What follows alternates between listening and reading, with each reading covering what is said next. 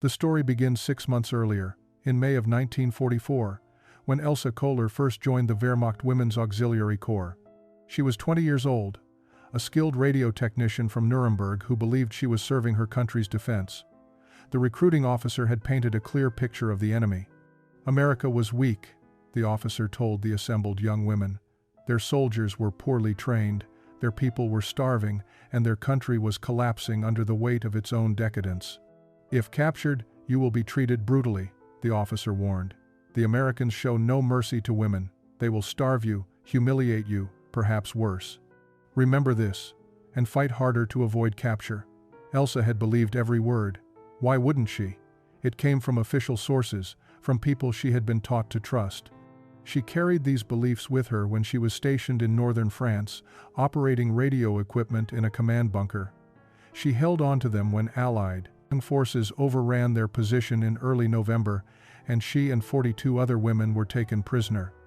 During the 3-week journey to America, those beliefs seemed confirmed. The food was minimal. The conditions were cramped. The Allied soldiers who guarded them were distant and cold. "This is exactly what they told us to expect," Rosa Zimmerman whispered to Elsa one night in the ship's hold. "They hate us. They will make us suffer." When they finally arrived at Camp Rosewood, a converted warehouse facility in rural Pennsylvania, Elsa's first impression reinforced her fears. The building was stark and industrial, surrounded by fences and guard towers. American soldiers watched them with unreadable expressions as they were processed and assigned to barracks. The women clung to each other, speaking in hushed German, trying to maintain some dignity in their defeat. They were given basic clothing to replace their tattered uniforms, simple gray dresses that marked them as prisoners. They were shown to their sleeping quarters, rows of cots in a large open room. Everything felt cold, impersonal, exactly what they had been prepared for. Then came the announcement that would begin to unravel everything.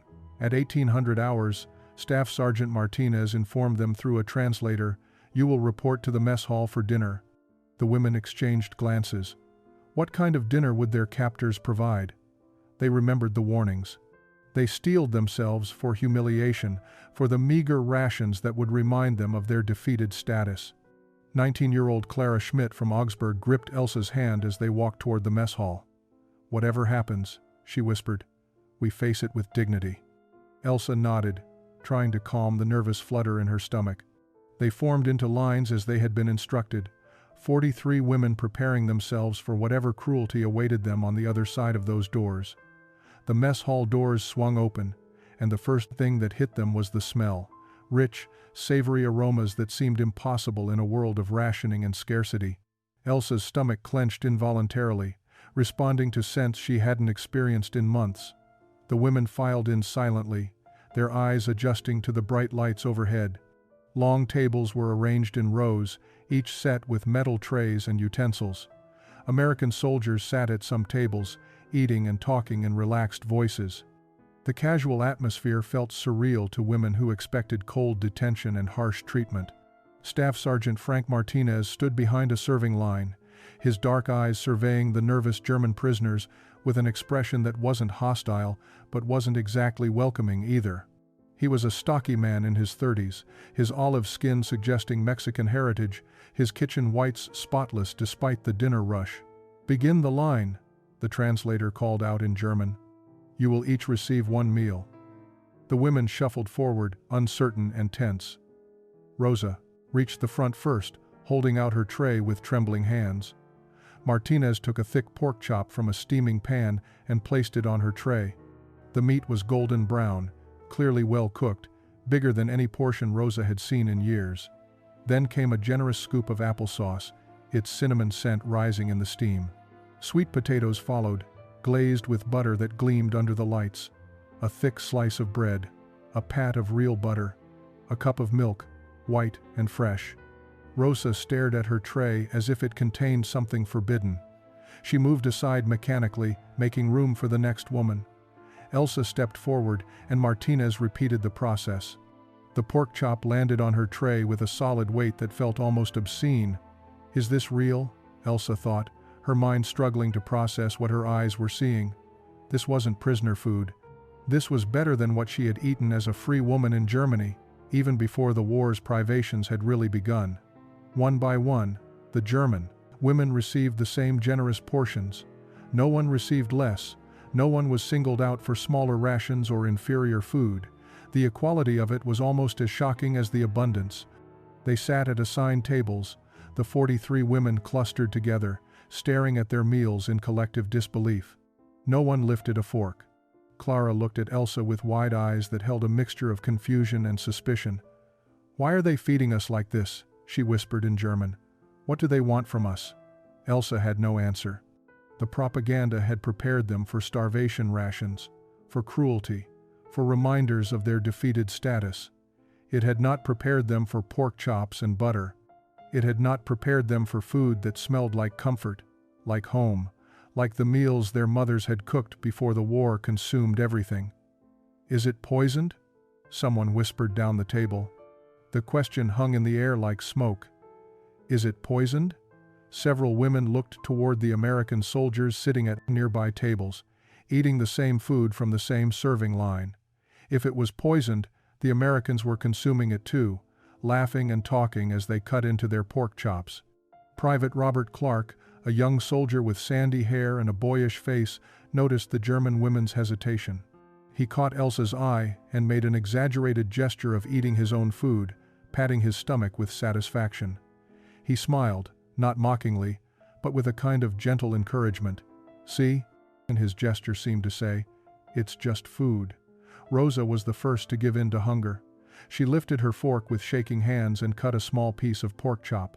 She brought it to her mouth slowly, as if expecting it to transform into something terrible at the last moment. But when she chewed, her eyes closed involuntarily. The meat was tender, seasoned with herbs she recognized, thyme and garlic. It was prepared with care, not just thrown together. It was delicious. She swallowed, and a small sound escaped her throat, something between a sob and a sigh. The other women watched her, waiting to see if something terrible would happen. When Rosa took another bite, they began to eat as well. The meal progressed in near silence, broken only by the quiet sounds of forks against metal trays. Elsa cut into her sweet potato and found it soft, buttery, with a sweetness that seemed almost decadent. The applesauce was homemade, not the tasteless paste she remembered from military rations. The bread was fresh, still slightly warm, and when she spread butter on it, the butter actually melted. She hadn't tasted real butter in over a year. In Germany, they had been using substitutes for so long that she had almost forgotten what the real thing tasted like. The milk was cold and fresh, not the watered-down or powdered version she had grown accustomed to. Each element of the meal contradicted something she had been taught about America's supposed deprivation. Across the table, Gertrude Meyer ate with methodical precision, but tears ran silently down her cheeks. She was 25, the oldest among them, and had served as an administrative specialist in Mannheim. She had a husband somewhere, assuming he was still alive. She had seen her city bombed, had watched rations grow smaller month by month, had heard the official reports about America's weakness and impending collapse. Now she was eating better as a prisoner than she had as a free woman. The cognitive dissonance was almost unbearable. 24-year-old Brigitte Werner, a signals operator from Regensburg, leaned toward Elsa and whispered in German, "They told us America was starving. They told us their soldiers were eating sawdust bread and dying of hunger." She looked down at her plate. "They lied to us." The first night in the barracks was restless. Elsa lay on her cot, staring at the ceiling, her mind replaying the evening meal over and over. Around her, she could hear the other women shifting in their beds, equally unable to sleep. The meal had disturbed something fundamental in their understanding of their situation.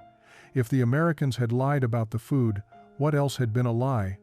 When morning came, it brought with it a new test of everything they thought they knew.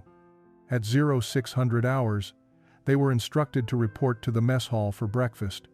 The women moved through their morning routine in anxious silence, wondering if yesterday's dinner had been some kind of anomaly, perhaps a special meal to process them into the camp. Surely the regular daily rations would be more in line with what they expected for prisoners. But when they entered the mess hall, the smells that greeted them were even more impossible than the night before. Staff Sergeant Martinez was already at his station, along with 2 other cooks who worked with efficient coordination. The serving line revealed a breakfast that made several women stop in their tracks. Scrambled eggs, fluffy and yellow with real eggs, not the powdered substitute they had grown used to in Germany. Thick slices of ham, pink and glistening. Toast with real butter and jam. Fresh milk. And coffee, actual coffee, not the ersatz chicory blend that had replaced real coffee in Germany years ago. The aroma alone was enough to make Elsa feel dizzy with disbelief. Rosa received her tray first again, and this time she didn't hesitate. She had spent the night convincing herself that dinner had been real, that it wasn't a dream or a trick. But seeing this breakfast, equally generous, equally impossible, brought back all her confusion. She sat down and stared at the ham. In Germany, meat for breakfast was a luxury from before the war, a memory of better times. Here, as prisoners, they were being served ham as if it were ordinary. Clara sat beside her and picked up a piece of toast. The bread was white, soft, nothing like the dense, dark bread they had eaten in Germany. She spread butter on it with trembling fingers, watching as it melted into the warm surface. When she bit into it, she closed her eyes. "This is what I remember from childhood," she whispered, "before everything changed." Gertrude was the one who finally broke. She had been holding herself together through sheer force of will, maintaining her dignity and composure despite the confusion of the past 24 hours. But when she tasted the scrambled eggs, something inside her cracked.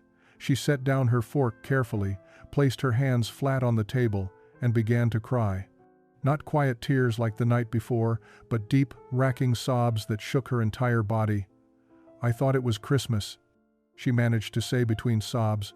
"I thought this was Christmas morning." Gertrude's breakdown at the breakfast table created a ripple effect through the mess hall.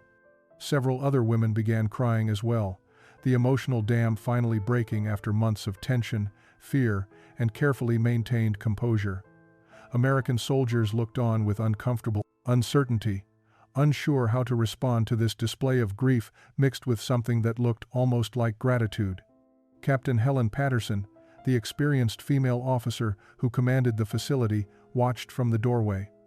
She was a tall woman in her 40s, with steel-gray hair and eyes that had seen more than most. She had overseen male prisoner camps before, but this assignment was different. These women were not hardened soldiers. They were clerks and nurses and radio operators, many barely out of their teenage years, and they were clearly overwhelmed by treatment they had never expected to receive. Staff Sergeant Martinez approached the captain quietly. "Ma'am," he said in his slight Texas drawl, "I think they thought we were going to starve them." Captain Patterson nodded slowly. "The propaganda they were fed was probably quite effective, Sergeant. We're contradicting everything they were taught to believe about us." Martinez looked back at the crying women. "Maybe some of them could help in the kitchen. Give them something to do, something to focus on. Cooking is universal, ma'am. Doesn't matter what language you speak." The captain considered this. It was irregular, allowing prisoners to work in food preparation. But these were unusual circumstances, and regular approaches weren't working. "Make it voluntary," she finally said. "If any of them want to help, let them." The offer was extended through the translator that afternoon. Any prisoner who wished to assist in kitchen duties could volunteer. They would not be forced, and it would not affect their treatment either way. Elsa was the first to raise her hand. She had been thinking about the meals, about the care that went into their preparation, and she wanted to understand.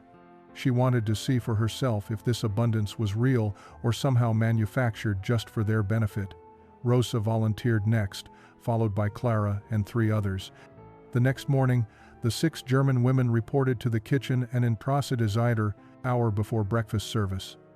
Martinez greeted them with a nod and handed each of them an apron. He didn't speak German and they spoke limited English, but he had been right about cooking being universal. He showed them where ingredients were stored, and their eyes widened at the sight. Sacks of flour and sugar, crates of fresh eggs, whole hams hanging in the cold storage, butter in quantities they hadn't seen in years. This wasn't a special supply for prisoners. This was simply what the camp had available. Martinez demonstrated how he wanted the eggs prepared, and Elsa stepped forward to help. Her hands moved automatically, cracking eggs into a large bowl, whisking them with milk and a pinch of salt. It was something her mother had taught her. The kitchen work became a daily routine for the 6 volunteers. Each morning, they arrived early to help prepare breakfast, and gradually their presence became a natural part of the kitchen's rhythm. Staff Sergeant Martinez proved to be a patient teacher, demonstrating techniques with his hands when words failed, nodding approval when they did something correctly. The language barrier slowly began to crumble, as simple food vocabulary became shared ground. Eggs, bread, butter, salt. These words needed no complex grammar, just repetition and context. Private Bobby Clark often stopped by the kitchen during his breaks, curious about the German women who had chosen to work alongside their captors. He was 20 years old, from a small town in Pennsylvania, and his natural friendliness gradually drew out shy smiles from the volunteers. Rosa discovered that Martinez prepared meals the way her grandmother had, with patience and attention to seasoning. She watched him carefully measure spices for the pork chops, noticed how he tested the doneness of meat with practiced fingers, saw the care he took to make sure the food was not just adequate but actually good. One morning, she gathered her courage and approached him with a soferent question in her halting English. "Why you cook so good for prisoners?" Martinez looked at her thoughtfully before answering. "My mother always said food is respect. You feed someone well, you show them they matter. Prisoner or not, you're still people." Rosa translated this for the other German volunteers, and they fell silent, absorbing the implications of his words. The turning point came in early December, when the kitchen staff prepared for a celebration. It was Private Clark's 21st birthday, and Martinez had decided to bake him a chocolate cake. Real chocolate, not the ersatz version the German women remembered from home. When Martinez brought out the ingredients, Elsa felt her breath catch in her throat. Chocolate, sugar, real butter, fresh eggs, all for a simple birthday celebration. In Germany, such ingredients would be impossible to find at any price. Here, they were being used to celebrate a young soldier's birthday, as if it were the most natural thing in the world. Martinez noticed her expression and smiled slightly. "Want to help?" he asked. Elsa nodded, unable to speak. She helped mix the batter, the rich chocolate scent filling the kitchen and triggering memories of childhood birthdays before the war. When the cake came out of the oven, perfectly risen and fragrant, Martinez frosted it with chocolate icing and let the German volunteers help decorate it with simple designs. That afternoon, they carried the cake to the mess hall where Clark's unit had gathered to surprise him. The young soldier's face lit up with genuine joy, and his friends cheered. It was such an ordinary moment, such a normal celebration, and yet it shattered something inside the German women watching. After the celebration ended and the mess hall had cleared, 23-year-old Rosa Zimmerman sat at one of the empty tables, staring at the crumbs of chocolate cake that remained on a serving plate. Elsa sat beside her, waiting. Finally, Rosa spoke in German, her voice, barely above a whisper but filled with anguish. "They told us Americans were starving. They told us their people were suffering, that their soldiers had no supplies, that we were winning." She looked at Elsa with tears in her eyes. "They lied to us about everything." The realization that spread through the German prisoners after the chocolate cake incident was profound and unsettling. If the Reich had lied about America's food situation, what else had been false? The women began questioning everything they had been told, every piece of propaganda they had accepted as truth. But their confusion was about to deepen even further. Captain Patterson called an assembly on November 22nd, gathering all 43 German prisoners in the main hall. Through the translator, she made an announcement that left the women stunned into silence. "Tomorrow is Thanksgiving, an important American holiday where we give thanks for our blessings and share a meal with others. We would like to invite you to join us for Thanksgiving dinner. You will eat the same food we eat, at tables alongside our staff. This is not required, but it is offered." The women looked at each other in confusion and disbelief. Invited to share a holiday meal? Not as servants or observers, but as guests? It seemed impossible. Another contradiction in a growing list of things that made no sense according to what they had been taught. That evening, the German women debated among themselves in their barracks. Some argued they should refuse, that accepting would somehow be a betrayal of their country or their captured comrades in other camps. Others, like Elsa, felt they had already crossed too many lines to pretend they could maintain pure opposition to their captors. "We have been eating their food for weeks," Elsa said quietly. "We have been working in their kitchen, helping prepare meals. What difference does it make if we sit at their tables for one meal?"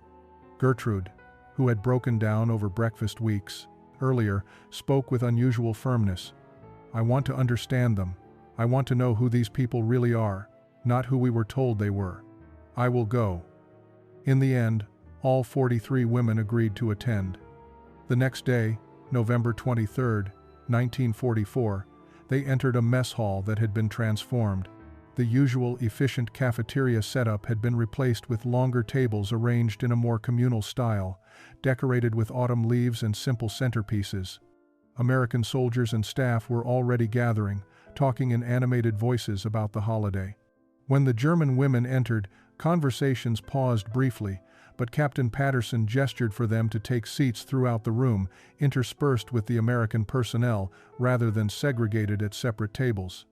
Elsa found herself seated between Private Clark and a female nurse named Dorothy. Across from her sat Rosa and Staff Sergeant Martinez.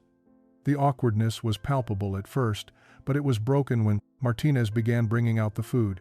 What appeared before them was beyond anything they had experienced so far. A whole roasted turkey, golden and enormous. Stuffing fragrant with sage and onions. Mashed potatoes with gravy, sweet potatoes topped with marshmallows, cranberry sauce, green beans, fresh rolls with butter. And then the pies, pumpkin and apple, served with real whipped cream. It was a feast that would have been extraordinary even in peacetime Germany, let alone for prisoners of war. Clara, seated near the end of one table, looked at the spread before her and whispered in German to Brigitte beside her, "How can they have all this? How is this possible?" But it wasn't just the food that overwhelmed them, it was being invited to share it. Private Clark passed the turkey platter to Elsa with a genuine smile. "First Thanksgiving?" he asked in simple English. She nodded, unable to find words. "It's about being grateful," he said, his boyish face earnest. Even in hard times, the Thanksgiving meal lingered in the minds of the German women long after the plates were cleared. That evening, back in their barracks, several of them retrieved paper and pencils they had been given for personal use. The International Red Cross facilitated mail between prisoners and their families, and the women were allowed to write letters home. But as Elsa sat on her cot with blank paper before her, she realized the impossibility of her task. How could she explain to her mother in Nuremberg what she was experiencing? How could she describe meals that seemed impossible, kindness that contradicted everything they had been taught? She began writing several times, each attempt ending in frustration. "Dear Mama, I am safe and well treated. The Americans feed us adequately." But adequate was a lie. They fed her better than she had eaten in years. She tried again. "Dear Mama, you would not believe the abundance here." But that seemed cruel. Her mother was likely surviving on rations, struggling to find enough food. How could Elsa write about turkey and chocolate cake to a woman who might be going hungry? Around the barracks, other women struggled with the same dilemma. Rosa had started a letter to her sister in Heidelberg 3 times, crossing out each attempt. Clara simply sat staring at her blank paper, tears falling silently onto the page. Gertrude had written 2 paragraphs describing the Thanksgiving dinner before stopping abruptly and crumpling the paper. She couldn't send it. It would sound like propaganda, like she had been brainwashed or was trying to curry favor with the enemy. But the deeper problem wasn't just about food. It was about the growing realization that they had been systematically deceived. If Elsa wrote honestly to her mother, she would have to say, "The Americans are not monsters. They treat us with dignity. They feed us well. They invited us to their holiday table." And if those things were true, then what did it mean about the cause they had served? What did it mean about the war itself? That night, Brigitte voiced what many of them were thinking. "If we tell them the truth about how we're treated, they'll think we've betrayed Germany. If we lie and say we're suffering, we perpetuate the same lies we were told." The women sat in silence, understanding the impossible position they occupied. They were prisoners who were being treated better than they had been as free women. They were enemies who were being shown unexpected kindness. They were Germans who were discovering that everything they had believed about America was false. Elsa finally wrote a simple letter. "Dear Mama, I am alive and safe. I am being treated fairly. I think of you constantly and pray you are well. I hope to see you again when this war finally ends. Your loving daughter Elsa." It was truthful without being detailed, loving without being revealing. She sealed it, knowing it said almost nothing of what she was really experiencing. Some truths, she realized, were too complicated to fit in a letter home. Winter turned to spring, and with it came news that changed everything. On May 8, 1945, Germany surrendered. The war in Europe was over. In prisoner camps across America, preparations began for repatriation. German soldiers would be returned to their defeated homeland, processed through displaced persons facilities, and released to whatever remained of their former lives. At Camp Rosewood, the announcement came on May 15th. Captain Patterson gathered all 43 women in the main hall, her face serious but not unkind. "Ladies," she said through the translator, "I have received official orders regarding your repatriation to Germany. Transportation will be arranged within the next 3 weeks. You will be processed and released to return to your homes." The words should have brought relief, freedom, the end of captivity, a return to their homeland and families. But instead, the women sat in complicated silence. 6 months had passed since their arrival. 6 months of meals that defied everything they had been taught.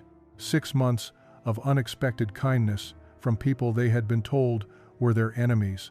6 months of working alongside American soldiers who treated them not as defeated foes but as human beings worthy of dignity. And now they were being told they could leave. Return to a Germany they had learned was devastated, destroyed, occupied by foreign powers. Return to cities that lay in ruins, to families who might be dead or scattered. Return to a country that had systematically lied to them about the nature of their enemies and the justness of their cause. Elsa lay awake that night, wrestling with thoughts she could barely admit to herself. In the bunk beside her, Rosa was clearly awake as well. Finally, Rosa whispered in German, "Are you thinking what I'm thinking?" Elsa didn't need to ask for clarification.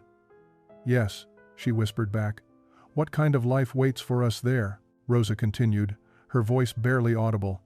"We were captured. We worked with Americans. We ate at their tables. Some will see us as traitors already. And what will we eat?